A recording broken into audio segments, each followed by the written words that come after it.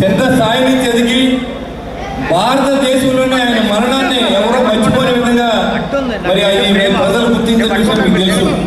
ఆయన నాకు ప్రాణరక్షణ కల్పించండి అని నిరాకరించిన సమయంలో కొంతమంది నాయకులు మరి అతన్ని ప్రభుత్వంతోనే చంపించిన సందర్భం మీ అందరికి తెలుసు.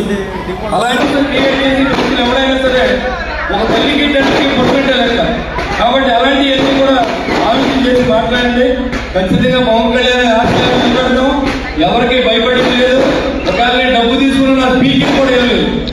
కొట్టే నాకు పీకారు మీరందరూ డబ్బు పట్టుకే నా ఇంటికి వచ్చారు.